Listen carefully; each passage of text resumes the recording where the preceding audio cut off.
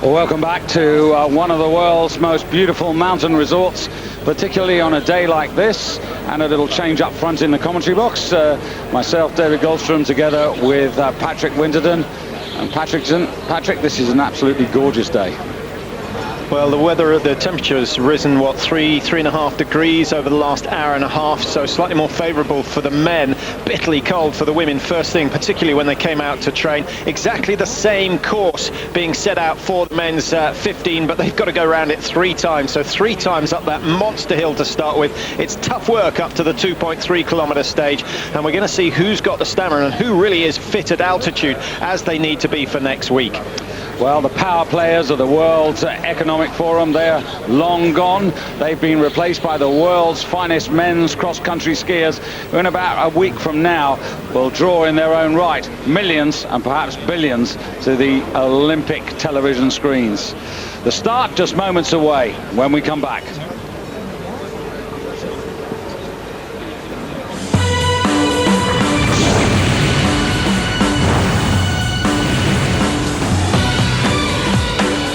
Winter Olympic Games from Turin, starting February 10th, live on Eurosport.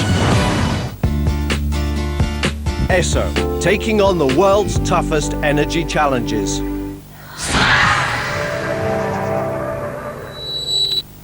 Discover Eurosport's new teletext service. Sports results, news, statistics, and the TV schedule. All the major European football leagues, motorsports, horse racing, tennis, athletics, and more. It's as easy as pressing the text button on your TV remote control.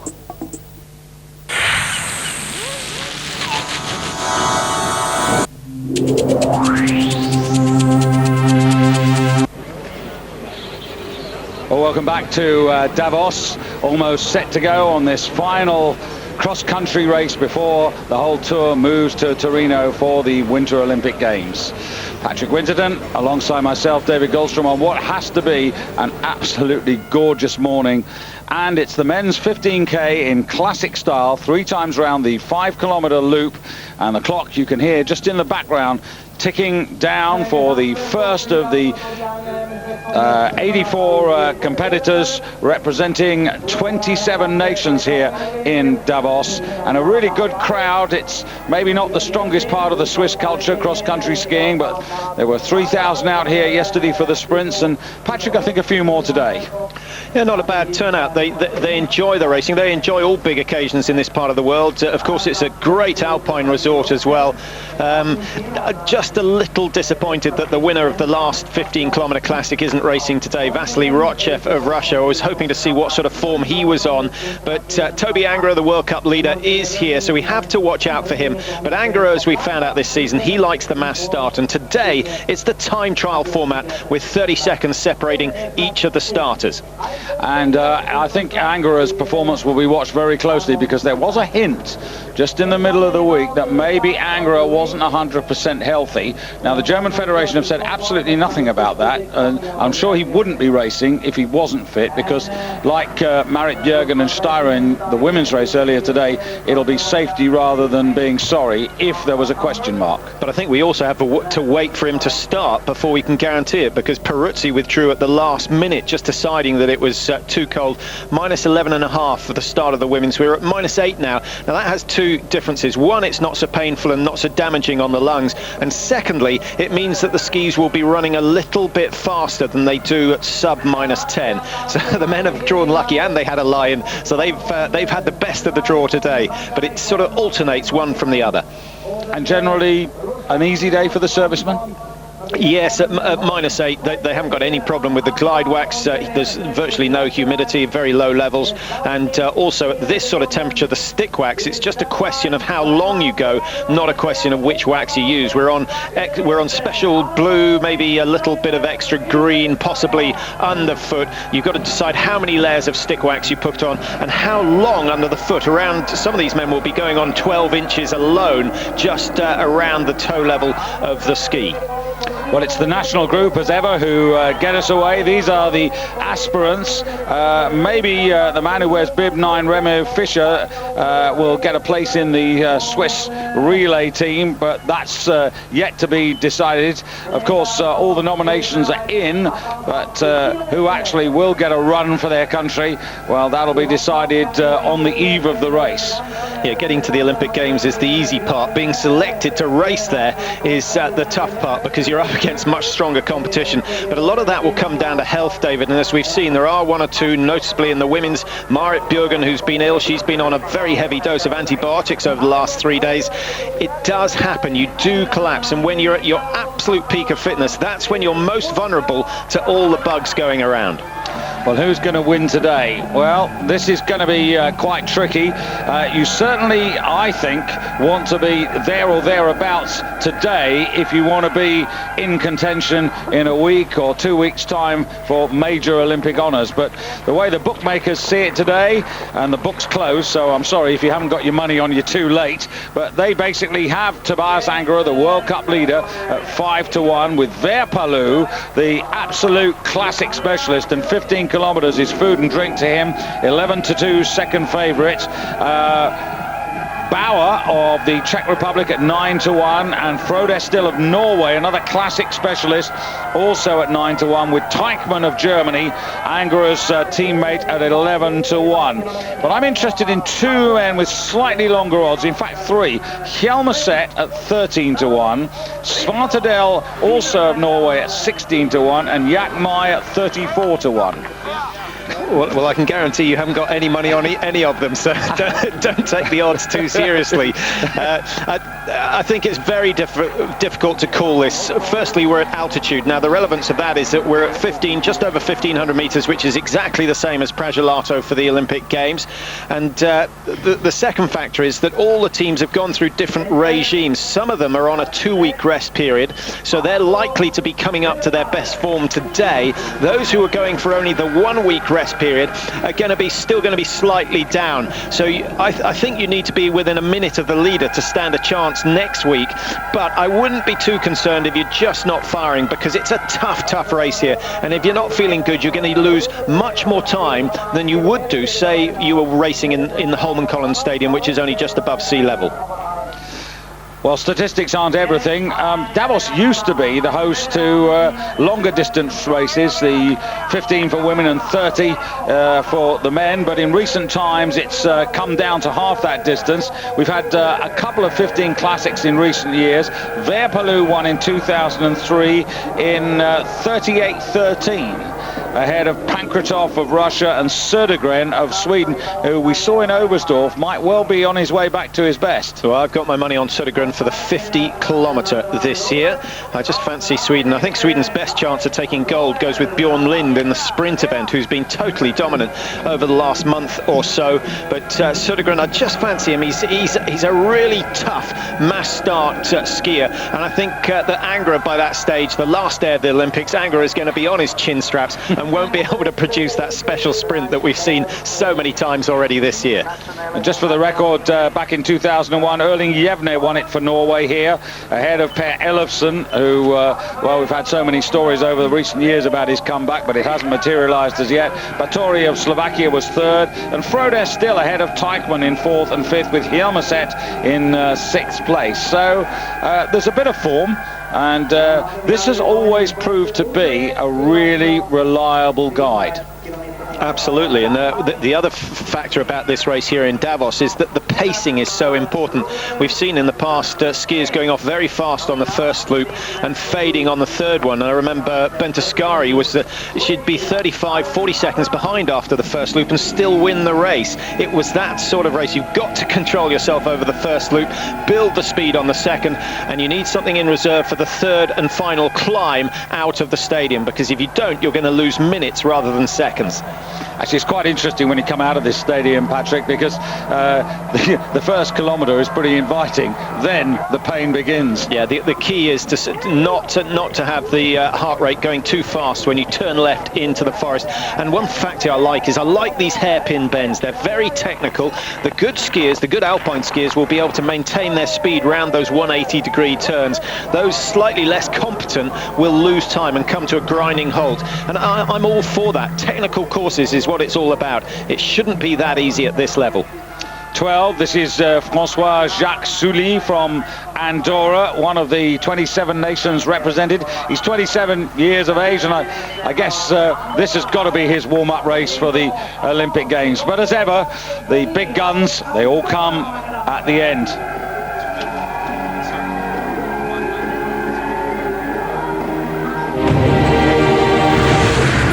Cup of Nations, packed with sparkling talent, star names who've taken a break for the honour of representing their country. Tuesday in the semi-finals at 13:45 and 17:45, with highlights Wednesday. The Africa Cup of Nations, live on Eurosport and Eurosport 2. As the hours tick down to the Winter Olympics, Eurosport sets the scene with a series of special programs on the history of the Games, ahead of our live coverage of the entire opening ceremony. The history of the Winter Olympic Games from Monday with the opening ceremony, Friday live at 2000 on Eurosport. And there you can see the extent of this uphill challenge here, which continues well deep into the second kilometre, and a lot of it in the sunshine, but actually, Patrick, a good deal of this course is still in the shade. Well, that's you asked about the technicians, and this is the only problem they have, is that the temperature in the wood and the snow conditions in the wood are very different from those out in the blazing sunshine now, and that's where the men have had a slight disadvantage. What you've got to do is make sure that you've got grip on the steep sections, most of which are in the wood, so that's where the technicians need to have focused their effort. And then don't worry about the downhill, it's very fast here in Davos. Speeds in previous years where we've had icy conditions coming back down through the meadow, speeds of up to 85 kilometers an hour on a ski that's only 4 centimeters wide. It's a frightening experience, but one that all these skiers look forward to. And of course the man who commands this circuit, Jörg Kapol, who is the International Ski Federation's race director for cross-country, obviously absolutely delighted to be here on home Swiss snow on a day like this. Conditions couldn't be better, 60 centimeters of snow, and the good news from Pragelato last week, 70 centimeters of new snow there. So really, the way it's going, Patrick, there should be terrific courses, and the thing should really look good in Pragelato. In the past, they've always made a lot of effort with the artificial snow, and they've done that again, but even more so this year. 45 centimeters plus thick of artificial snow, and that's 6 meters wide. Goodness knows how many tons of snow that is. Now we've got 70 centimeters of fresh snow on top of it. It's going to be picture perfect, and that's fun to race on real snow rather than artificial, and that's, you know, it's a treat. And it's interesting that across the Alps, some resorts have more than they've ever had, others have virtually nothing. A lot of the French resorts complaining, but that's the way it goes. It's all down to the wind conditions and direction, and Pragelato have struck lucky.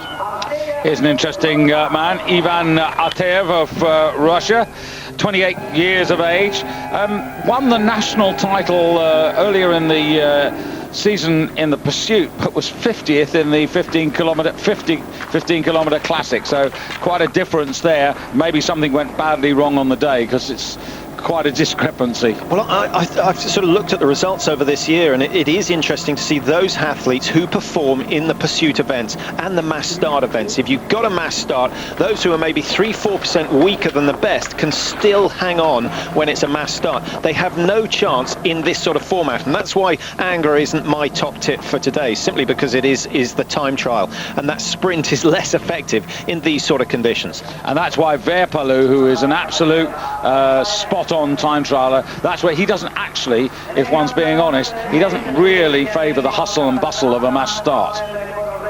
But I totally agree with you, but as a spectator, I think everyone would be bitterly disappointed if you took the mass starts out of the World Cup. There was a lot of resistance initially, but this year they've been outstanding. It hasn't mattered whether we've been in North America or racing in Oberstdorf. They've all been thrillers.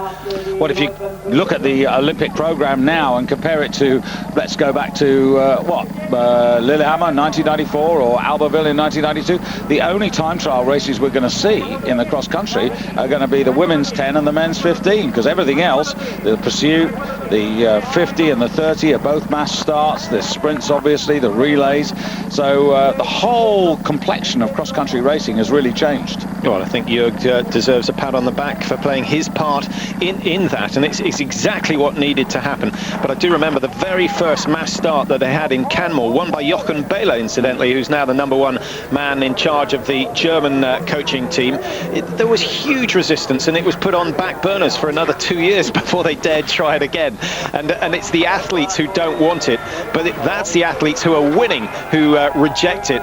You've got to think about, one, the fans, and then two, the athletes can adapt over the years, and I think they've done just the right thing. Well, the Italians have always said, you know, we'll never get the fans out if we don't actually have mass start racing. So they have got the program of their choice now for the Olympic Games, and let's just hope that in Pragelato it's not the easiest place to get to, because it's quite narrow roads. I'm just really hoping, Patrick, that we do get a lot of fans in there, because the fans make the atmosphere that makes the Olympic Games. Well, I can tell you that I'm not sure that it's going to be that there are going to be that many Italians. There will be Italians there, but the fact that it's accessible from Switzerland, Austria, Germany, the Czech Republic, Slovenia, Slovakia, it doesn't matter. There are going to be thousands there, and you can guarantee there'll be hundreds of coaches and Norwegians heading down. They're probably down there already, bagging the best spots, and it's going to be a great occasion. I have absolutely no doubt about that. Well, I'm looking forward to those overnight Norwegian wigwams all around the course.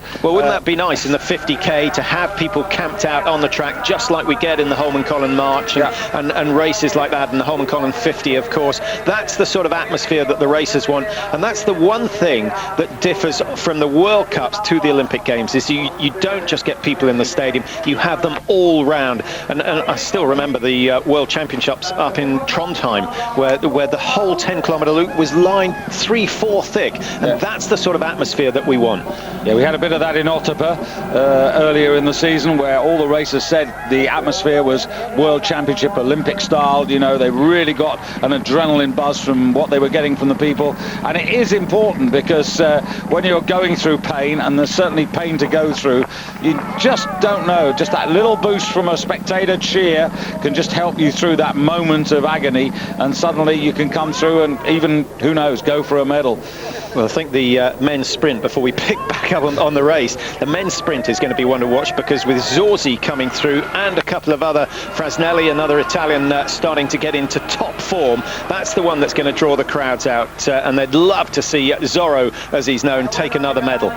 Well, it would be nice, because he's been a bit of the nearly man. He's had minor medals, but it's the gold one that would crown his career. So still not yet halfway through the start list here. Back in a moment.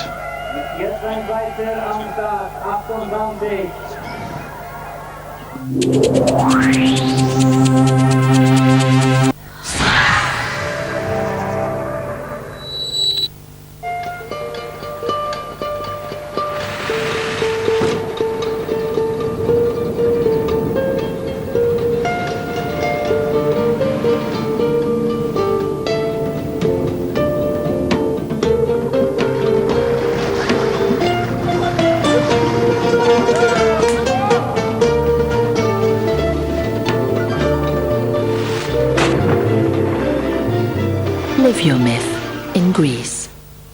Imagine someone hands you a phone, a Samsung D600. It takes beautiful pictures with a 2-megapixel camera. You connect it to your TV. The phone's images are fascinating. You print wirelessly, try to make sense of it all.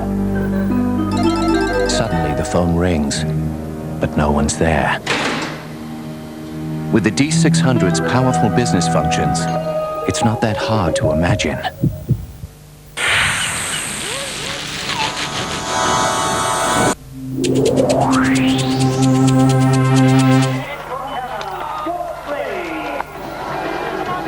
George Gray away from Canada. We talk a lot about Sarah Renner and indeed Becky Scott, but there's clear signs of improvement in the Canadian men's division as well. And obviously, whatever happens this year will be a bonus, but 2010 in Canada is the long-term goal. Well, I think the factor here with the Canadians is that they're building up for Whistler. And of course, they don't think in terms of 4 years, they think in terms of 8 years. And they're already starting to reap the benefits of starting to fund all their winter sports. And they'll be looking forward to 2010. So early days still. Interesting little story that we could talk about with the Canadians, because we're going to see him a little later in the race, is Ivan Babikov of Russia. Because here's a man who has earned his place in the Russian team, although for the past 3 years he's been based out of Canmore, where he just adores the country. And ultimately, it could be quite interesting because he could run and even maybe get a medal for Russia and then change his nationality for 2010. Well, it's been done before, and the Austrians certainly hoping that their main man, who was formerly Russian, can perform today. Botvinov, well, not today, but at the games. But Babikov going off number 55, so he's still got 10 minutes or so to wait before he gets through the wand. Kretschmer, who I guess we've always thought of as a sprinter, but now extending his range of distances. And the Poles coming up in the women's tour as well with Kowalczyk, who's put in some great races. But they look to me, they haven't quite got the tactics worked out in many races, going off very, very hard, showing their determination, but then fading in the closing stages and losing many more places than they would have done if they'd just taken it a little bit easier in the first 20% of the race. Golovko for Kazakhstan. I have to say, just looking through the whole season for the Kazakh racers, I think it's been a bit disappointing. I mean, we've consistently seen in previous couple of seasons racers like Yatskaya, for example, on the women's tour, who's you've looked at and thought, well, hang on a second, she's broken through and, you know, we think she's going to go the right direction, but it hasn't happened for them this year. They've got no one in the top 45 of the World Cup rankings. They did get a couple of good sprint results earlier in the year, but no, nothing quite on the level that Vladimir Smirnov achieved. Smirnov now, of course, former world champion, multiple world champion, now working with the IBU. Here's Carl Svensson. Oh, you just saw him going off there. He had a good result in Kusamo. Hopefully he'll have a good run. And here's Ivan Batory. Mentioned him a little earlier. He was on the podium here back in 2001 when the race was won by Norway's Erling Jevne. And he managed to complete the 15,000 in classic style in 41 minutes. You can't really compare the days because when Verpalu won, it was 38 minutes. So it's all down to the conditions of the day. Well, things have sped up over the years. The athletes, I think, are certainly getting stronger with the introduction of the sprint event, which seems to have helped both youngsters and the older skiers alike. But really, it's the skis that have improved dramatically. And they've also learned so much more about the structure of the base of the ski, the P-Tex base. In the past, it was all about waxing. Now they realize that you've got to have exactly the right structure cut into that base for every different type of condition. And that's where the difference has come. And also, they've got more money to do it because you get through a pair of skis very quickly once you start cutting these grooves into it to prepare it for each and every condition. That's the technical side, but would you also say that the level of fitness has improved to such a degree that we're now getting consistently higher tempo racing? I think partly because we've now got mass start races that it's brought a lot of people into the picture, whereas in the past, if you think back 15 years, you can only think of a couple of names of really top racers, you know, Gunde Svan, Thomas Eriksson. You go back 10 years, it's the Ulvangs and the Dailies who dominated. Now, we've got to take note of maybe 15, 20 names who are potential winners. So I don't think they're actually any better, but I do think we've got more people at that top level. And if you can hear the drilling in the background, I'm not quite sure what they're doing with the road, but as we come up to 6,000 metres, and well, there it is, 19 minutes, and I know this isn't really an honest guide here, Patrick, but Verpalou, when he was on his way to winning in 2003, threw at 16 minutes, so just gives you a difference, a guide. But we are getting very close now to the men we can seriously concentrate on in terms of winning, or at least going for a really top finish here. This is another of the Germans, Benjamin Seifert, another of the youngsters. You won't be seeing him at the Olympic Games. You might be seeing him in 4 years' time. Well, just making comparisons, what we can compare, David, is the men to the women, and the fastest woman through 2.1 was Verpi Koitinen, who went on to win in 7:57, and she was exactly 10% slower than Andrei Golovkov, who's gone through in 7:09. So that's, by my calculation, exactly 10%, 48 seconds down on the men's time, so a 10% difference between men and women. Still impressive on Koitinen. I think that's very impressive. It would be interesting to see what the fastest men can do, because I think that 7:09 will come down below 7 minutes. Now that's a little bit of a problem, and well, he's spotted it. Nice little adaptation of style there from Manuel Herner. Now that can be a problem with when you've got so many crowds. And I remember picking up a piece of tissue paper on the base of a Clister ski, end of race. That's how serious it can be. A Coke bottle's not quite so much of a problem. Well, I actually think, if I'm right, it was a bottle of Rivella. Milan Sperl, interesting character, because he's very gutsy, he's very aggressive, tends to start strongly, but often doesn't last the distance. And it could be, as you mentioned earlier, Patrick, the third of these 5-kilometre loops that will find him out. Absolutely. Well, we'll try and track those who start fast and fade in the closing stages. Armin Steiner just coming up to the herringbone section of the course. Not often that the World Cup courses reduce them to herringboning. They've got so strong, but there are 1 or 2 steep steps. This is a little like going up a staircase, and what's important is that you accelerate into the bottom of the steep section and then try and maintain the momentum. If you go in slowly, you're going to come to a grinding halt. And when you get to the top, carry your speed over. Absolutely. Pick the tempo up. Prepare to push yourself into oxygen debt just for a few seconds, and then recover as you get flat, and hope that there's a bit of downhill coming up shortly afterwards. Big roar, local man, Reto Burgermeister, 30 years of age, from Davos, and best wishes to him. We've not yet seen the best of him this season, but who knows, perhaps today's the day. Over the next few weeks, take a look at Eurosport 2. WTA and ATP tennis on the road with comprehensive coverage. ULEB Cup playoffs, 16 teams survive, but now it's do or die. IAAF Indoor Athletics, breaking records is the name of the game. It's showtime in kickboxing, more fast and furious bouts. Don't miss the thrills and spills of Superbike. And the Bandy World Championships and the Great Outdoor Games complete the bill. The Winter Olympics are not the only live games in town. Check out Eurosport 2.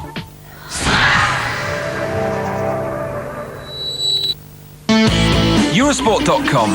Video, audio, pictures. Experience the great sporting moments in the media centre. If it's live, it's on Eurosport.com.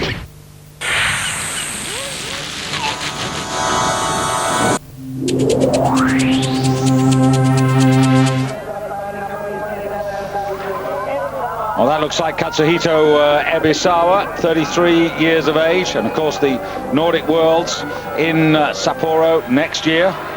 Interesting, I always think of Ebisawa as a long-distance racer, yet his best ever result was in a sprint. Well, I think that's the case with many of the athletes, and for me it proves that the sprint isn't really a sprint, in that the same person can win a 50 and a 1 kilometre. Anything over a minute and a half isn't effectively a sprint. You're still using the same energy system to get round the course. You just need a bit more bulk, a bit more muscle power, and maybe a few more fast twitch fibres in those thighs and the back of the arms, the triceps, that produce so much of the power in the sprint event. But you very seldom find someone who's specialist. If someone can perform at 30, they can also do a sprint. Away we go with Martin Tauber, 29 years of age, from Austria, and hard on a personal best. 4th in Oberstdorf in the pursuit, a lifetime best, and of course spirits high, going to the Olympics, feeling good, and actually I was going to say he's the new generation, but obviously at 29, not exactly the new generation, but he's new in the last couple of seasons to the team at senior level. Nothing unusual about coming into your prime in your late 20s. The average of the medal winners in Torino in the cross-country events and the biathlon events, I would reckon to be around 27, 28, and no younger than that. Finland, and this is Tero Similai. Well, I'd love to say for Finnish fans that they get a weekend double here, but the men's team still, I'm afraid, Patrick, recovering, I should say, from the disgrace of 2001 at the Worlds, and Järvi really the one man who might just bring some sunshine to their performances. Well, I think Koitunen has done a whole lot of good this morning by winning the women's race, and she'll carry Finland's hopes to the Olympics. But isn't it incredible how long, 2001, that scandal occurred, and still that they're suffering, and they may go on for another decade simply because it went out of fashion. It was no longer cool, it was no longer sexy to be a cross-country skier. Here's a favourite of mine, Chris Freeman. 25 years of age. This is the man who has to not only train, but he's also got to cope with diabetes. And what I find interesting about him today is the fact that in the national championships, Chris Freeman was actually behind Babikov by 53 seconds in the 15-kilometre classic. So it'll be quite interesting to see how those two men actually work out. And just to avoid any confusion, Babikov was racing in North America in the national championships as well as the Russian national championships, so that was where obviously Chris Freeman and he collided. Well, Babikov goes off number 55, so the two are only 2 minutes apart, so we should be able to track them. In fact, it's not even that, it's a minute and a half they start apart, so we should get splits on both of those. Sweden, Johan Olsson. And now wearing 54, one of the great classic racers, Anders Auckland, 33 years of age, 4th in the Olympic 15-kilometre classic in Salt Lake City, but yet to stand on an Olympic podium. And this is a man who, I guess, Patrick, it's a triumph if he actually gets there fit and healthy. Well, it's so much easier said than done, and if the problem that the Norwegians and the Germans have, but particularly the Norwegians, is there are so many men who are good enough to race at the Olympics. There are so many men good enough to win Olympic gold, and therefore just getting into the squad is a major task. Well, here he is. We've talked about him a bit. 25-year-old Ivan Babikov, and his mum Tatiana, his wife Svetlana, and his 3-year-old son Sergei, still back in Russia, but he'll be hoping to bring them to Canmore soon. Alyapov, yet another Russian threat, Patrick. Certainly, and the Russians, just having a look at their early starters, Krostilev has gone through the early split point at 2.1, 7:18. He's only 10 seconds down off the fastest time, and they're another team with a lot of strength in depth, but not quite as dominant as they were in the late 70s, early 80s when they were up against the Swedes. The women fading, 5-6 years ago with the retirement of Elena Velber. It's swings and roundabouts for the Russians, but I still don't think they've got the strength in depth to produce consistent results at the Olympics. What about the French, though? It's been a success story, really, particularly in the freestyle races and particularly in the relay. I could see the French, if they raced to form in Pragelato, could they be an outside choice for, say, a bronze medal in that 4x10 men's relay? I'd love to think so, and it's always refreshing when a new team comes through. Of course, they won a relay event recently, which raises hopes, but you look at the field and it wasn't an all-out strong field as far as the international teams go, but they are fantastic, and if Vito is within 10-15 seconds of the lead when he takes over, he's a match for anyone. So there is a chance, but I think there's going to be so much competition with Russia, Germany, Norway and Sweden, I hope, in there. But in fact, for me, that's going to be the highlight of the games. Tauber of Austria coming up to challenge Hirner for the lead, so little Austrian glory early on in the race, and Tauber doing what he should do, which is to set a new mark. and seems to have a fair rhythm there as well. Yeah, skiing well. I was very surprised with his pursuit performance in Oberstdorf. It was a good classic leg, but then he hung on in the freestyle as well. So he's talented in both disciplines, and perhaps Austria's best hope. So here's 34-year-old Odd Björn Hirmaset, 6 times a World Cup winner, and 15 kilometers Beiterstollen. The last time he actually won over this distance and in this style. Well, he looks hungry to me. He's huge, long legs.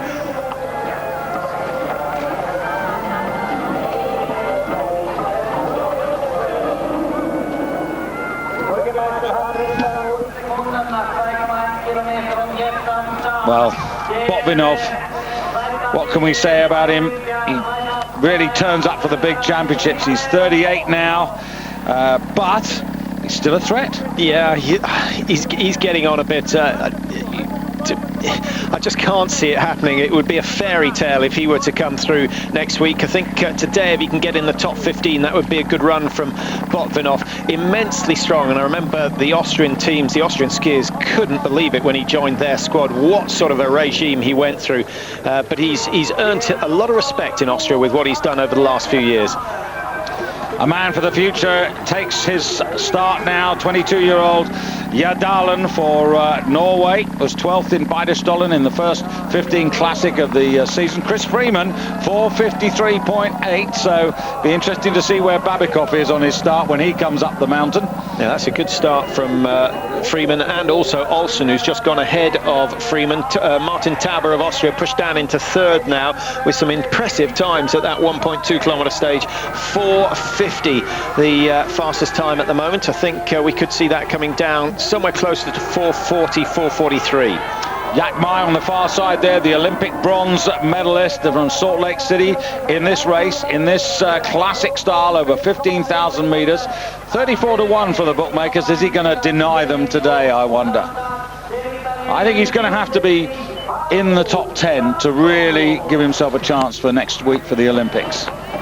He's always, in a way, Patrick, had to play second fiddle to Verpalu. Certainly, I don't think the numbers matter today. It's the amount of time behind the leader, and I'll stick to that minute. Anyone within a minute has a chance, but anyone within 30 seconds will be confident. There's quite a big difference there.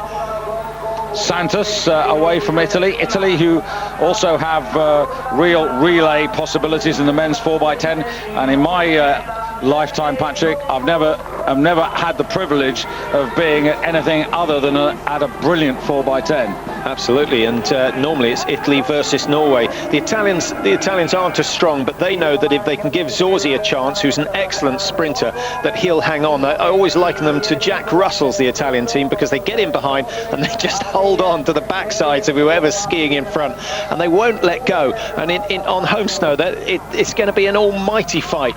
But the question is, can the Germans break free at any stage in the relay to give themselves a chance? Olsen, and there's Chris Freeman's time. Inge Bråten, who took over the management of the Swedish team as the head coach, has handed over the distance responsibilities exclusively to Thomas Olsgaard, who went across with him to look after the team. And I suppose the proof of the pudding's in the eating, although to be fair to them, would you expect them to regenerate the team in under a season? Absolutely not. Absolutely not. Very difficult to do that. You've got to get to know the athletes, and then you've got to find out what programs suit what athlete. And I think it's always a mistake to think you can train the whole team the same way, because they are totally individual, and that takes some time to learn. Keke, well, there's no doubt that this young man is a talent, but he's not consistent. That's the biggest thing. You're never quite sure what you're going to get. Here he is, David. Man you're interested in, Verpalu. Well, he's like a grizzly man of the mountains, isn't he? He's just remorseless. How many races have we seen him go out and aggressively just keep turning the screw and grinding the field into submission, particularly in time trial racing? I think him and Helmset come out of the same mold, the same sort of skiing, the same attitude, the same body position, and they just go flat out from the very start. Sometimes it works, sometimes they fade, but great skiers to watch, and certainly they're going to give give the top men in the World Cup rankings a run for their money today. Incidentally, it'll be his 35th birthday. That's Verpalu this coming Wednesday. It's quite a few, actually, with birthdays coming up in the Games. Rousselet now, a real improvement from Rousselet, really supporting Vincent Vito extremely well. Only one of two Frenchmen in the seeded group. The other, of course, Vincent Vito, who's going to be the penultimate starter here today, going off number 83. But Rousselet in the 15-kilometre classic races, 27th in Beidestollen, that was early in the season, then 16th at Kusamo, 13th in Otapa. So little by little. Top 15 is good, but a margin of a minute and a half, which is usually what he's down off the leaders, is very tough to close. Roning, who'll actually be a reserve, really, at the Olympic Games. That's pretty frustrating. He's a sprint winner, though. Very strong sprinter indeed. And I was just looking at the World Cup standings for the sprint. 11 out of the top 12 are Swedish or Norwegian. Disgraceful. It's a shame, really. I thought it was an opportunity for the minor nations to come up, and certainly if there are Brits who are wanting to get into it, I would encourage the sprint as a form of access to the World Cup level. Well, I mean, I wish we could find some Brits who, get out there and try and challenge. But here's a man who has got a very good track record here. In the previous two 15-kilometre classics here in Davos, 5th and 6th. And Teichmann, well, it's not been the star-studded season for the former or defending World Cup champion, but I wonder, is he going to deliver everything at the Olympics? Well, we'll see. Just getting back to the British point, David. No, I just wanted to say that Mike Dixon's been out at the British Championship. He wasn't so impressed with the senior level performances in the cross country and the biathlon. He said there are one or two youngsters from Aviemore and the Huntley Ski Club who really are starting to turn it on, and given the opportunity, he thinks they could come through and produce something in maybe 5 to 10 years time. So let's keep our fingers crossed there. It's a lot of commitment, a lot of investment to get to any level, and it's really 2 or 3 people who need a personal passion, and then we need the money to support that passion. And I still believe that you need to live abroad if you're going to be a real threat. You need to live and eat and just train alongside the best in the world.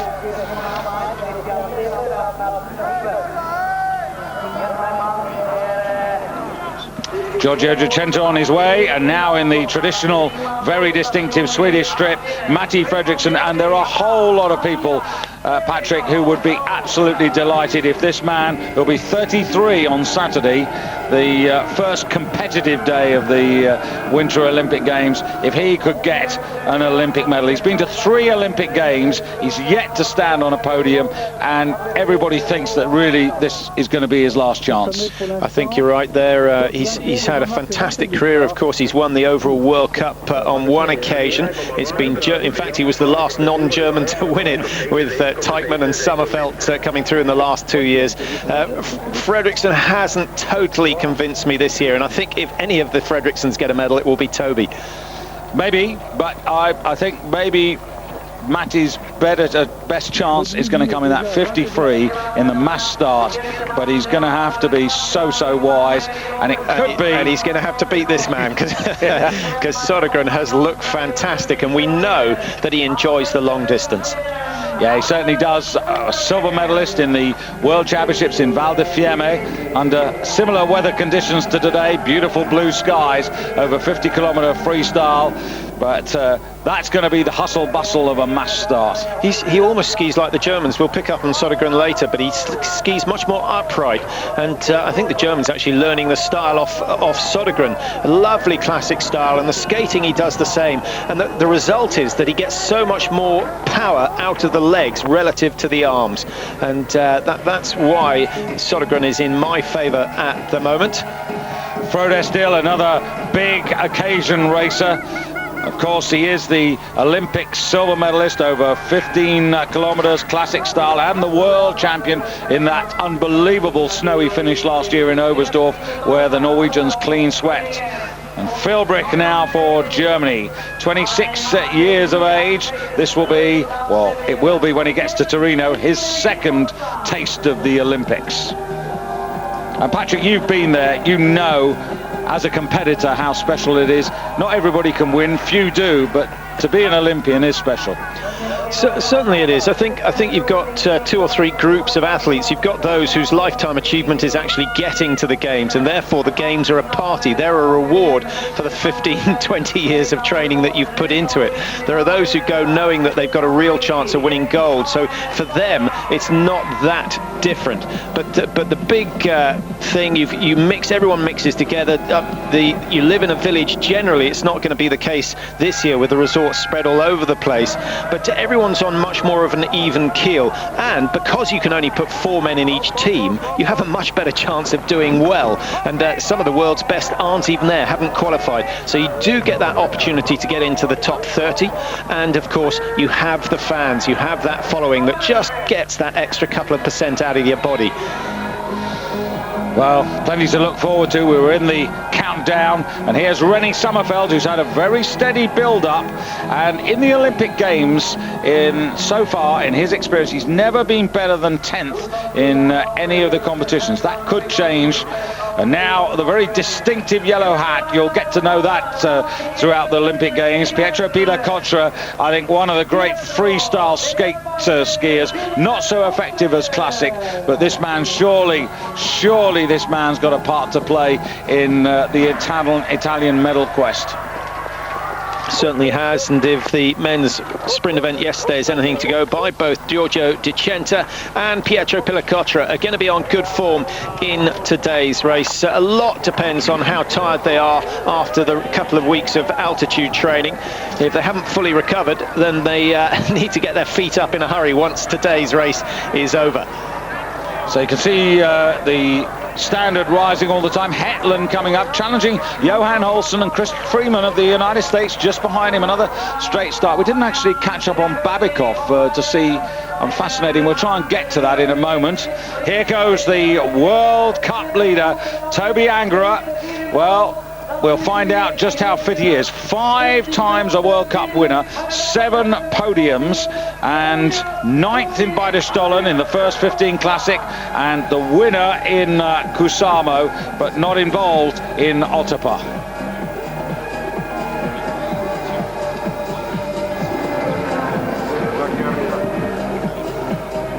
So we're all on the way, and we'll get a full rundown first through the first 1,200 meters, and then 2,100 should give us a better guide, really. The first kilometre is not exactly too strenuous. Well, as we see Steiner finish, I can tell you that Johan Olsen is the fastest so far through that 2,100 metre mark. 6:54 the time that he's laid down there. That really is very quick indeed. And Olsen, I think for me, a little bit too excited, going off quick. 6 seconds ahead of Chris Freeman of the United States, who's had a good start, and Virplu of Estonia in 7 seconds down. Babikov, David, who you're trying to track, down in 16th, 16 seconds behind, so he's already 100 metres off the leaders. Interesting stuff, but it is early days, and you emphasised absolutely rightly, this is 3 times around the 5 kilometre loop. So it's too early to say anything about predictions at the moment here. 3 loops of 5 kilometres, remember, so that's why the numbers are so spread out, and it's an opportunity for those who started early to just hook on to the coattails of the fresher and better athletes coming through. And here you see Tor Arne Hetland, who seems to have gone a little bit light on the wax, going into that herringbone very early on, and he's slipping with that left leg. Could be a technical problem, could also be the fact that he's missed 1 layer of wax on the left ski. It's because he had that very strong start. He won the 15-kilometre Classic, the opening 15-kilometre test in Beidestollen. But, you know, what can you read into that? I mean, that's way back in November. I mean, in recent times, although he's holding on to 2nd place in the World Cup rankings, he hasn't done a lot recently. I think the Norwegians have had a problem traditionally in that to get into the team, they have to produce results at the first World Cup. They take a huge team there, and if they're not on form there, they don't race for the rest of the season. So they've really got to peak twice. If you're in the German team where they know who they're going to take, you can just taper your whole season towards one event, and I think that makes it considerably easier. Sweden leading. Fredriksson makes it a 1-2 for Sweden, up the hill for the first time. And that's still pretty good, 6.54, 6.58, but is 6.54 just a little too fast? We don't know. And there are a few spectators around the woods, but most of the population of Davos, those who've managed to get out of their beds from their swanky hotels, one or two have come down here to support these races. And just look at that, isn't that just glorious? Once you want to be on holiday, really. Well, that's exactly why it's a popular location for the rich and famous, and certainly they've got their fair share of fur coats wandering through the main street of the town today. You don't want to mention that with Jody Marsh around. I spent one night here 10 years ago, David, but I think it was in that snowbank that we're looking at now. It was the only accommodation we could afford, but quite a lot of entertainment for the locals. Good to see a few Estonians there, obviously there for Veerpalu and Yakmai. This is Chris Freeman up front and coming out the track. Yeah, the snow in the actual spore, the track as it's called, tends to get a little more glazed with all the skis going over it, and the softer snow on the side gives you that little bit better grip. So it's often wise to step out of the track just before you hit the steep section, and that enables you to keep the momentum going. If you don't, it's a bit like trying to go up a steep hill in a car in 5th gear. It's interesting there because Freeman was being pursued. He's on his second loop now by Estil, who's on his first, and I just wonder how disconcerting that is sometimes. Well, I think it's good for both athletes, because Freeman gets the advantage of tracking someone who should be a little bit fresher, and he will get a tow out of it, a slipstream effect, and the athlete coming around for the first time, it has also got someone to compete against, and you get that feel-good factor when you go past them. They should both be able to benefit. When Toby Angara comes past you, I think it's just depressing. He looks terrific, doesn't he? I know this is ridiculously early, but now, here you were talking about this more upright stance. You can see he's him, Philbrick and Teichmann all ski in a very similar way. It's quite difficult. You need to be very flexible in the hips. The hip flexors need to be nice and loose to allow the leg to go back. Most of us have to lean forward to be able to get the leg behind our waist, but Angara, very, very supple indeed, and it's allowed him to put more pressure through the ski. He gets better contact between the wax, the ski and the snow, and therefore he can put more power into every single stride. It may only be fractions, but after 15,000 meters, it starts to add up. Puikkonen for Finland. Well, they'll have a team, but well, you'd be a brave man to put any Euros on the Finns finishing in the first 5 in amongst the teams. I think that if they're in the first 5, they'll have done well. So going through a little further up the course now. After the first lap, we've got Tauber at 6,200 meters for Austria, ahead of Johan Olsen, and Kretschmer of Poland actually doing quite well, 17.16 to 17.49, and then Báthory 17.51. Well, I think Olsen certainly, he swapped places with Tauber, and I think, as we pointed out, gone a little too fast on that first loop. Going to be interesting to see what Tauber does. Full of confidence after his success in Oberstdorf, but I think also he's got slightly carried away with the situation. Not a bad start, though, from Chris Freeman, 16 seconds off the pace. That looks good. And Alyapov, who's just behind him at that 6,200 meter point, he's a tough guy. I mean, he's very good up to 30,000 meters, so I expect him to stay strong, and maybe we'll get a good result out of him today. Here's Angara, and we'll get a comparison between the World Cup leader and Olsen's fast start. Angara 6.1 seconds off the pace at 1.2, and now still early days, so he doesn't need to worry too much, but he's got himself within 5.1, so things starting to go the right way. Vito also starting well, just ahead of Toby Angara. Yeah, but of course we regard Vito as a great racer, but an even better one in freestyle than we do in classic. It's very interesting to see how he's managed to improve his classic racing. Classic, of course, meant to be the most demanding of the two techniques. Those who don't like skating wouldn't agree with that, but certainly as far as your cardiovascular qualities go, then you need a better capacity for the Classic style. For skating, I think you just need to be stronger in the right places, and technically for skating you need to be so good, and that's where a lot of the older skiers who were brought up with the Classic have struggled, and Hjelmset would be one of them. And 9 of the 10 teams, or the major teams, before Davos. Hjelmset, well spotted there, Patrick. I was just going to say, 9 of the 10 teams here, the major teams, well, they've been at Sizer up at 2,000 meters before coming on to Davos. So everybody's been working at altitude now for some time. There's an alternative version on the speed tuck. Now the danger with that is that if the skis suddenly change speed, then you get caught out badly because you can't react. But I think just trying to give the thighs a little bit of a rest. Hjelmset, let's go back to that and just bring ourselves up to date with that. This is at 6,000 meters, and Hjelmset on the tail of Olsen and Tauber. 8.9 seconds off that lead. Olsen still hanging on to the tail of Tauber in second place. Not too bad from him. Chris Freeman holding on to 6th as well. So all those men moving nicely, but we can't really judge it until the big names have gone through about 6.1. Then I think the race is going to take some sort of shape.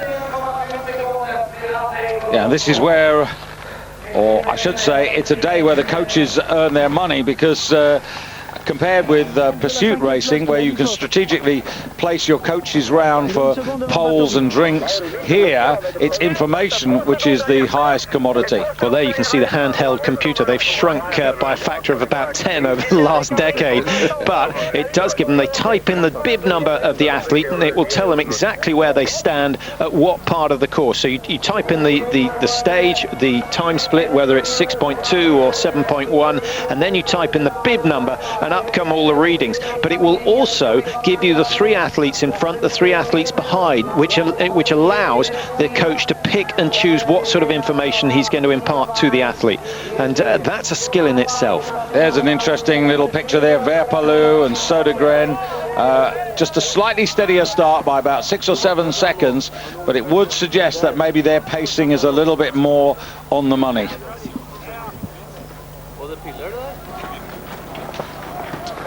This is Novikov, and not quite at the half distance, but looking full of energy.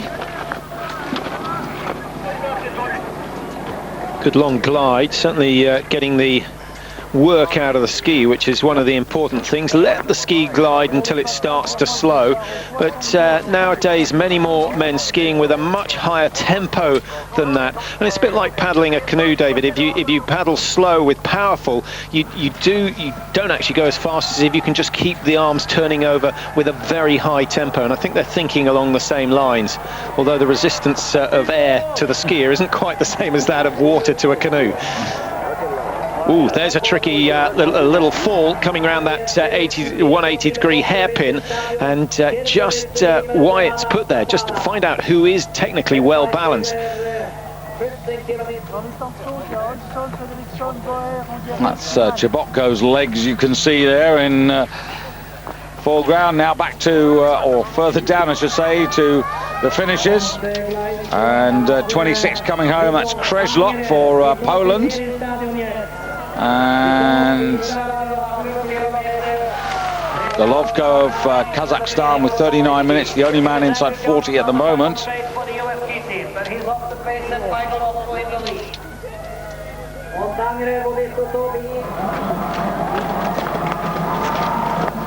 This is Cecchi again of Italy coming up with Anders Verpalou just behind him.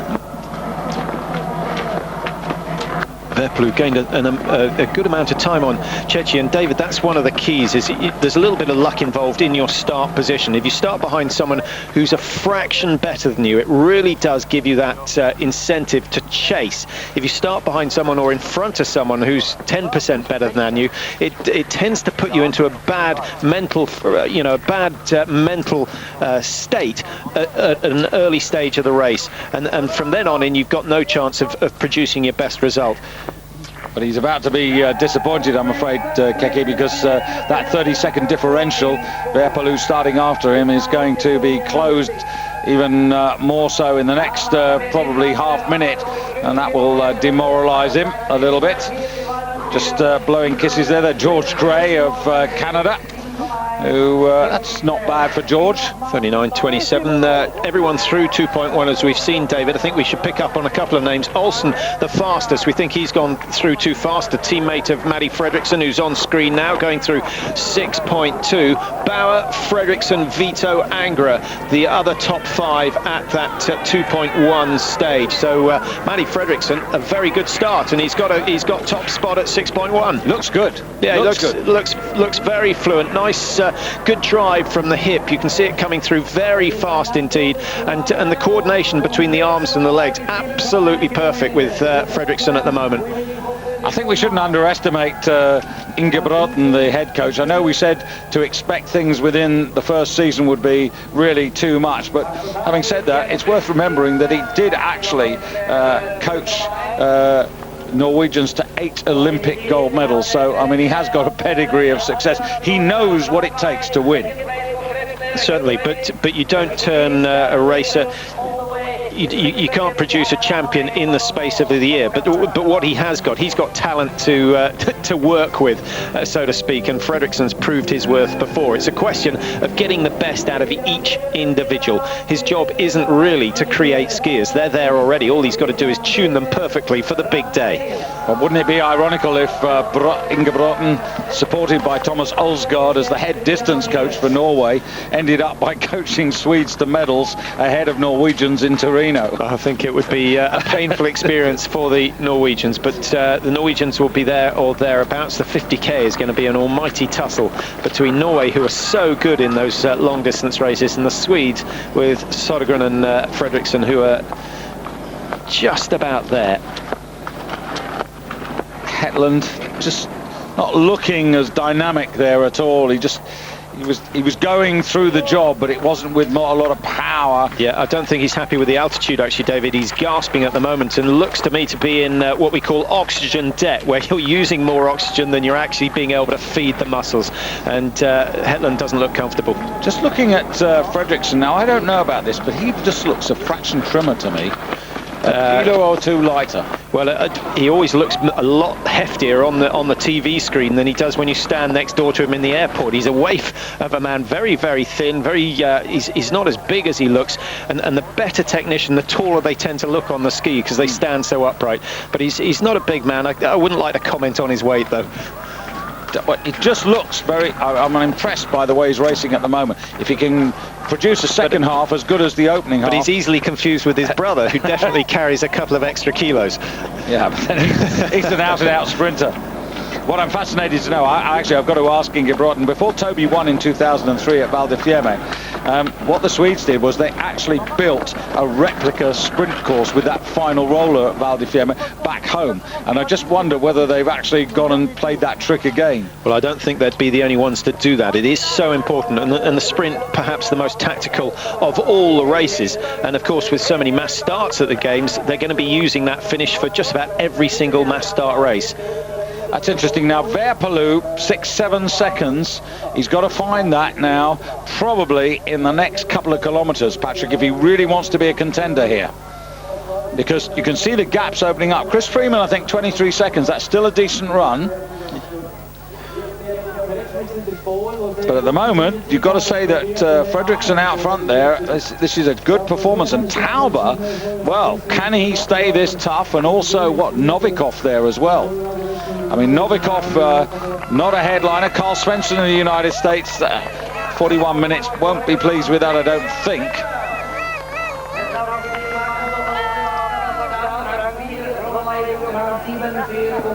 And Fredriksson, Tauber, Novikov all within half a dozen seconds. Bauer of the Czech Republic. Haven't talked a lot about Lukáš Bauer. We haven't seen a lot of him, to be perfectly honest. But Lukáš Bauer is a danger. He certainly is, certainly in Novo Mesto, which was the one race he wanted to win this year, just denied by Vincent Vito. He was absolutely fantastic, but that was a freestyle race, and I think it's going to be the skating where we see Bauer come to his best, but he's proving his fitness here, as is Toby Angra, storming his way past is that number 57? I thought for a moment it was Vincent Vito, but it's in fact Christophe Perilla who started 57, not Vito, who started 83.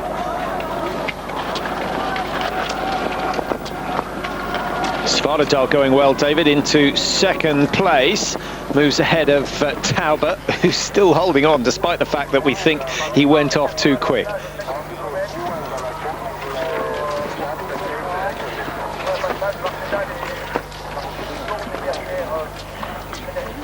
Well, let me throw you a little poser here. You mentioned Lukáš Bauer, and you were thinking, well, and I don't disagree with you about the skating. Having said that, he did turn in a second place in Otapa in the last 15-kilometre classic.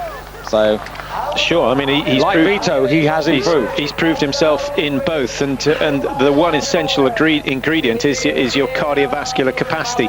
If you've got it, you've got it. But you then have to learn the two techniques and develop the small muscles. It's not the major muscle group, it's the small muscle groups that actually determine how well balanced and how good your technique is. The major muscle groups provide the power, and he's got that already. So he's got the bulk, he's got the engine. All he's got to do is trim the car, essentially. Well, it's beginning to take shape now through the half distance here, and Fredriksson, Tauber, Novikov and Bauer all within half a dozen seconds. Hjelmerset also there. Kretschmer 10 off the pace. Olsen 11 dropping back. Verpalu 14, so beginning to move, and Alyapov still 18 seconds back. So. But Vito not having it all his own way today. I wonder whether we've seen the best of him this season already. Outside the top 5, he's down in 6th position, 7.2. Not too bad. He can come back from there, but struggling a little. And I think Vito's the sort of man who likes those positive splits. He wants to know he's in the top 3. The key thing for him, of course, is the pursuit. I mean, he's the world pursuit champion, and he's got to put in a decent performance. Well, this is a decent performance. Toby Angra has the lead, 0.8 of a second. And you know what, David? If he can just stay with the leaders right the way through to the end, then that sprint that we've seen from him over the last 750, 800 metres is going to prove decisive here as well. And look at the focus. Look at the zone. He's so well relaxed. Yeah, I think you're right there. I think he's in a mental zone that few people get into. He is comfortable working at this sort of rate, whereas most of us would be hating every second of it. He looks as though he is enjoying his racing. Well, I'm encouraged to see 16-1 Svartedal right on their tails, though. That's quite interesting. I mean, he was one of my 3 outsiders, Hjelmerset, Svartedal and Mai, and certainly Svartedal is the man who's headlining at the moment. And of course, we regard, I suppose, perhaps unreasonably, Svartedal as a fantastic sprinter. Certainly, Martin Tauber, well, what a great couple of weeks he's had, and he has turned things around in no time at all. 37 seconds quicker than Ivan Batory. That's a good result on its own. Remains to be seen where Tauber finishes, but certainly he's got himself in line for a top 10 finish here in Davos after that devastating top 5 in Oberstdorf in the pursuit. Yeah, and that, I know you can't compare day for day or like for like, but that is only 2 seconds outside Verpalu's winning time of 2003.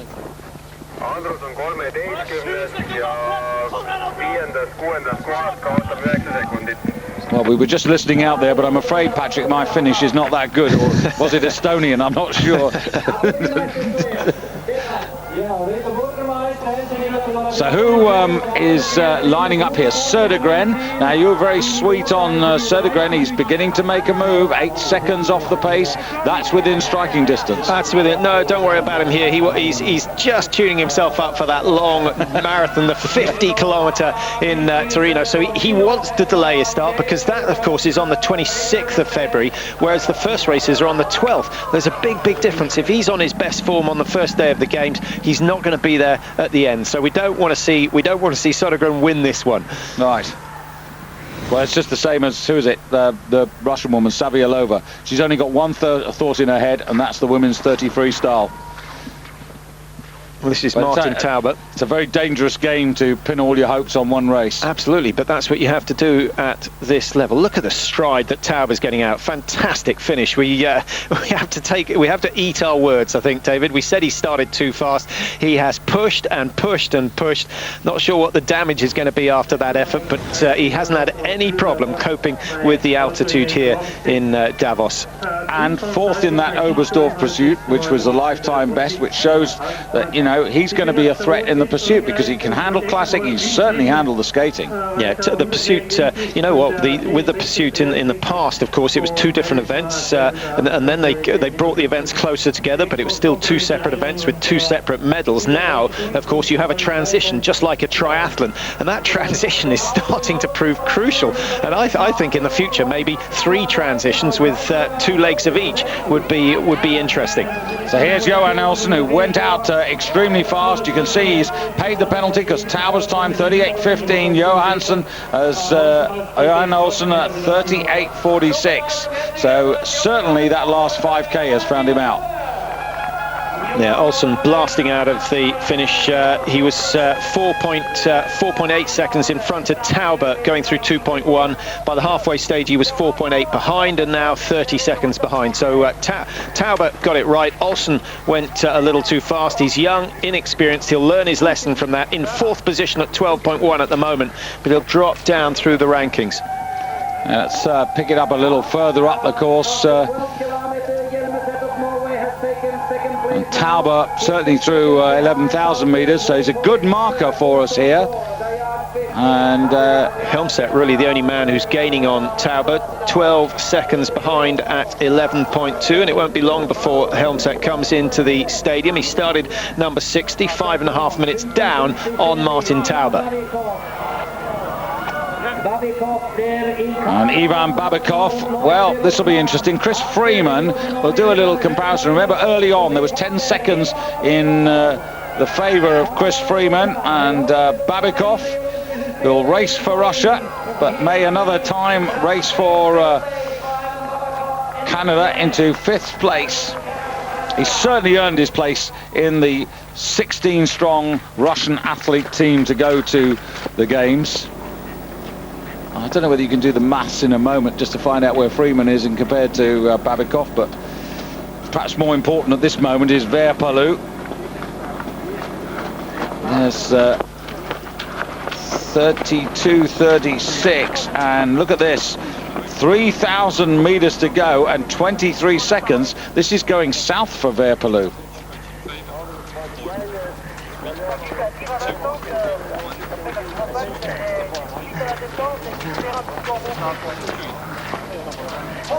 Keki, and now back to the finish.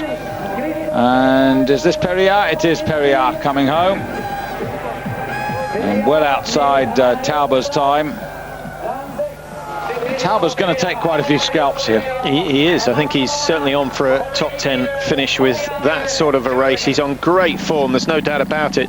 Question is, can he keep it going? We're also watching out for Matty Fredriksson, who had a good start. 30.26 Tauber's time at this stage, and it looks as though Fredriksson is going to be just outside it as well. But it's close. It is close. It's the sort of target that Fredriksson will enjoy. 30.29, well, 3 seconds, very possible. And you can see he's taken 30 seconds out of Giorgio Di Centa, who started ahead of him. Yeah, but Di Centa once again just demonstrating that Italian grit. He's just tucked in behind, although Fredriksson going much faster initially. Di Centa just hanging on in there, and I wouldn't be surprised to see Di Centa overtake Fredriksson in the closing stages. Well, Helmset That is a big scalp there for Martin Tauber to take Helmerset. Certainly. What was the difference there? I missed that, David. Tauber's time at the finish, 38:15.8. Still waiting for Helmset's time to come up on the computer, but he was 12 down at 11.2. I think it was about 4 seconds, but I wouldn't like to swear to it because it just came on so momentarily there. And there's Matty Fredriksson being driven on. And we need to actually look and see if one or two others around about 11 kilometers are beginning to close. We saw Verpalus lost an extra couple of seconds. Novikov not going badly for Russia. He's got himself into third place at that stage. Olsen, we know about, went backwards from there on. He was 22 seconds behind at 11. Axel Teichmann looks as if he's starting to fade. Reminders of Oberstdorf last year. Well, this is very disappointing for the World Cup champion, as he still is. He's not going to be World Cup champion this season. No, it hasn't really happened. No. And it's a question of overtraining. And people, we talk about overtraining a lot, but what people don't understand, and the athletes don't understand, is how long it takes to recover from that sort of condition. Well, we saw Burgermeister early on, and that was definitely a case of a last season that he was overtraining, and we haven't seen the best of him for a couple of seasons. Well, that's how long it can take. If you catch it early, if you see the signs early of overtraining, you're looking at 4 to 6 weeks of doing virtually nothing to get yourself back on track. Most people can't do that. It's much, much harder to stop an athlete training. Let's just pick up on Fredriksson going through 12.1. That's a second lost. It was 3 seconds, it's now 4.3. So he's still got 3,000 meters, and he's got this run down into the stadium. But Tauber did look strong on the run in. He didn't look weak at all. He was aggressive. He took the corner boldly into the stadium. So Fredriksson's got a real test on here, and you can just begin to see that sort of effort etching on his face. Yeah, and Tauber certainly looks strong in the big climb in Davos before you drop down into the stadium area, and Tauber went up it with the longest stride we've seen from anyone. He was even stretching those legs out more than Helmset, which is saying something.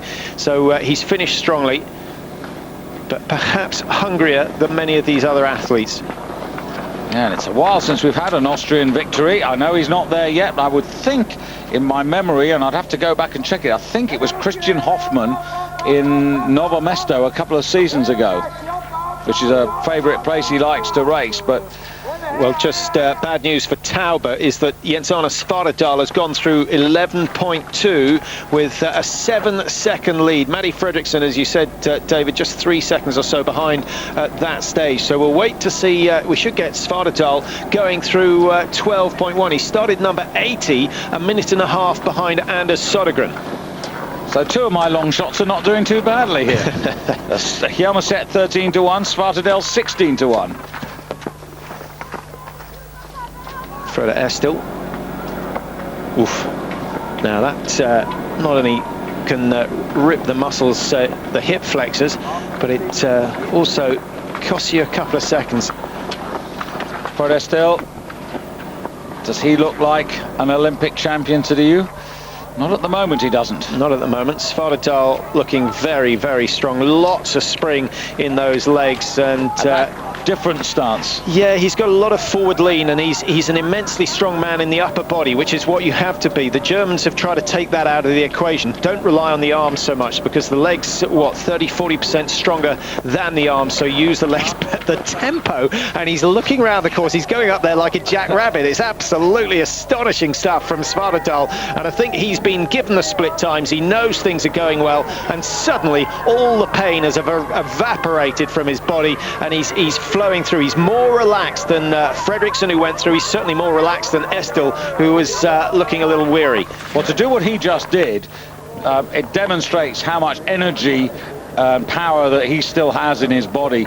And well, Toby Angerer, is it going to be his day? I just have a feeling that maybe Svartdal, could it be a famous victory for him today? Remember, Angra was leading at 7.1 by only 0.8 of a second over Fredriksson. He was 0.9 of a second ahead of Svartdal, so those three men were absolutely level. But since then, it's Tauber who's come through well, and Svartdal, who currently holds the lead at that 12.1 kilometre stage. 32.25 is the time.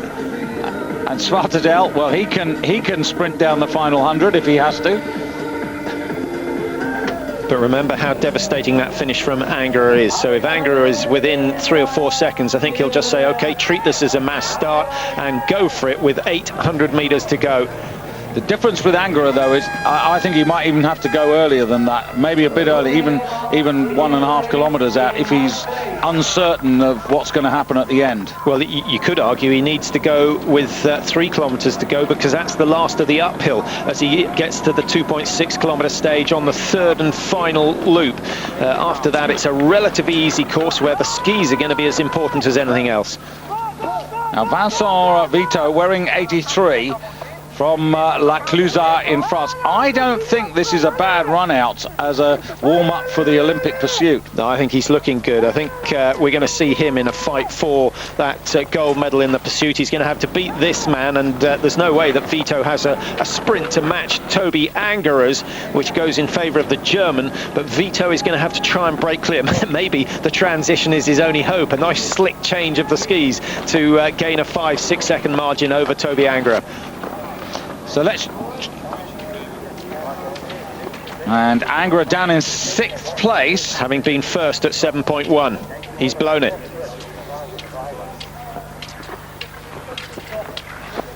Well, let's have a review, Patrick. 3,000 metres to go for the principals. Still Tauber doing pretty well, but Svartdal with the edge. Fredriksson's got 15 seconds to find. That's a lot. That's a big ask. Yeah, Svartdal looks to have this one in the bag. 11 seconds. Matty Fredriksson trying to turn it up, but that beautiful coordination between the arm and the legs that we saw earlier on has just started to fade, which is just a result of the fatigue that has set in on the closing stages. There's lots and lots of effort going in there now. He hasn't got the energy to kick with one or either of the legs as he comes into the finish. Tauber's time 38.15. That's come and gone. So one huge scalp taken by Tauber. Hjelmset still in 2nd place, and he's going to stay there because Fredriksson is outside 38.19 as well. Well, they've all found this third 5,000 metres really tough, and Jens Arne Svartdal, is it going to be his day? He was 7th back here in 2003, the last time we ran a 15 Classic here in Davos. Here comes Lucas Bauer, and he's past the time of Tauber.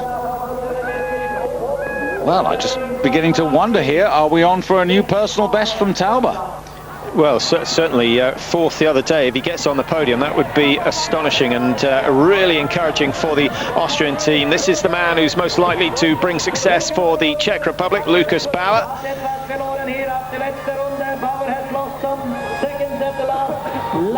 But as you said, Patrick, anybody who's within 60 seconds is a potential winner. Can go away from here not feeling downhearted or dejected. Anyone within 60 seconds has a chance. Anyone within 30 seconds can go away confident. I think there's a subtle difference there. You've got to worry if you've got to make up a minute. Anders Södergren, we've talked lots about him, and 38.39 on the clock already. So he's in the top 10 for now. So Tauber continues to reign supreme. Södergren was down in 12th at 12.1, David, so he's probably got himself a top 15 today, which I think is just about okay.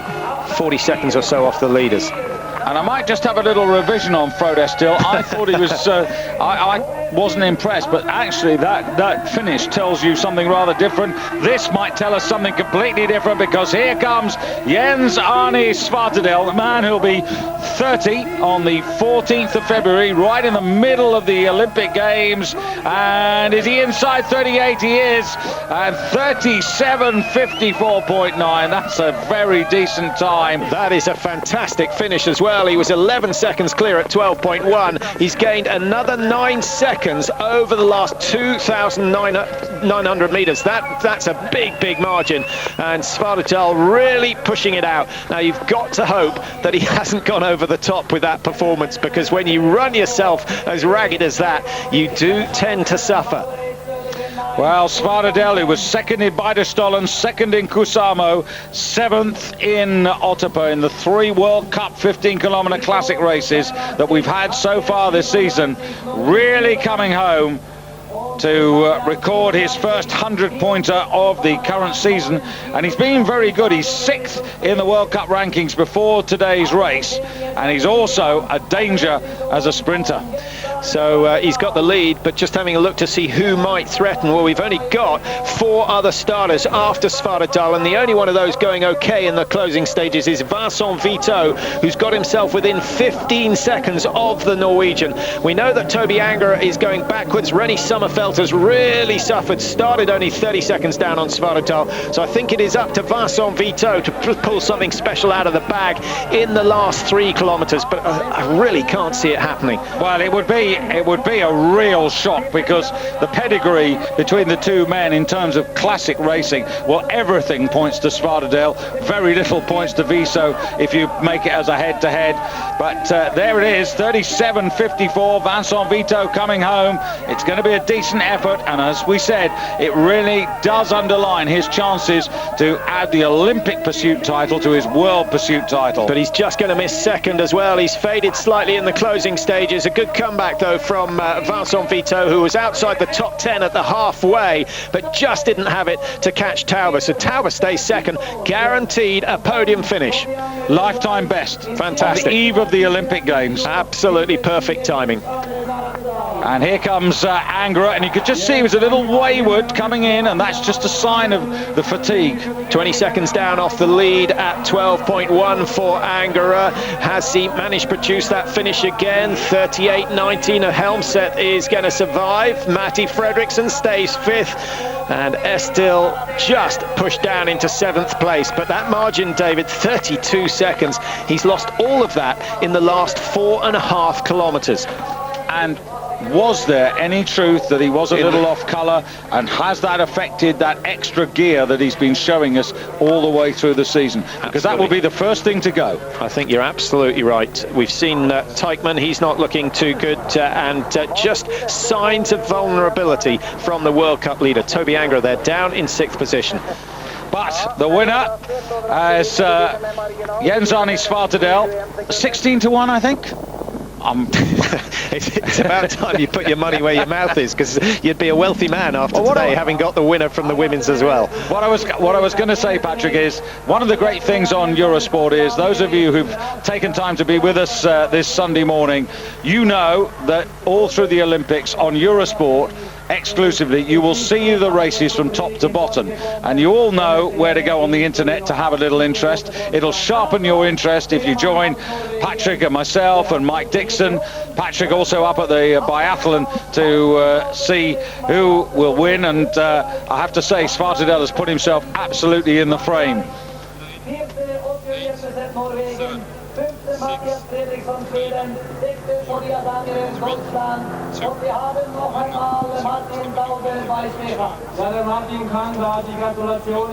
So just to reiterate, Svartedal wins for Norway, the only man to break 38 minutes. Taube, a lifetime best for Austria. Vito, an excellent 3rd considering it's classic. Hjelmeset for Norway, ahead of the best Swede Matti Fredriksson, and then Estil. Novikov, the best for Russia. Verpalu, 8th for Estonia, but 38 seconds. Last thoughts, Patrick? Well, very, very impressed with Martin Taube of Austria, but Vincent Vito in 3rd. He's still got his eye on that pursuit gold medal. From Patrick Winterton and myself, David Goldstrom, thanks for your company. We'll see you in Torino.